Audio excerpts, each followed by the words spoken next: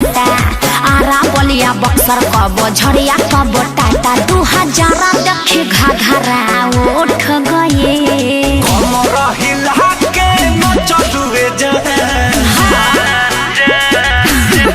अरे बोला जादू जी की चौकी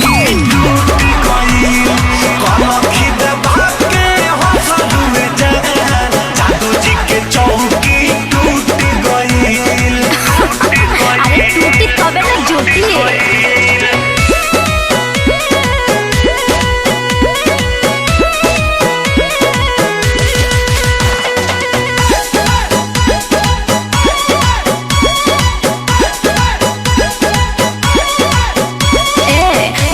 कवन परेशानी बा गजबे तोहारी जवानी बा।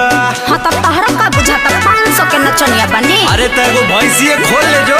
तोहरा कवन परेशानी बा गजबे तोहारी जवानी बा। अरे चल बोली के चाल देख के छाती काहे फाटे। अदा और स्टाइल के ना जोड़ा कोनो बाटे। आजा लूटे वाला सब है लूट गए।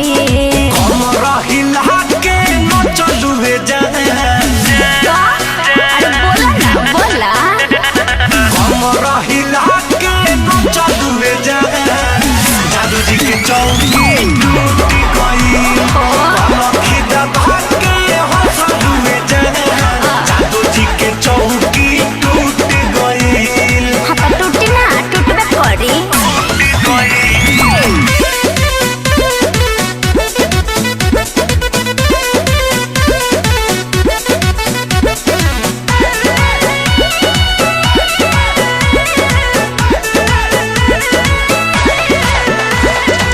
मिले वाला ये तना बुझला।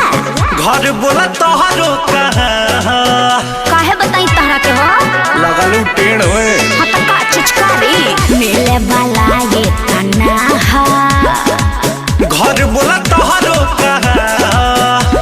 अरे आग के हम गोला हई दूरे रह बाबू। रस भरल रसगुल्ला देखी जरा नहीं के काबू। काहे देखी के पसीना छूट गए।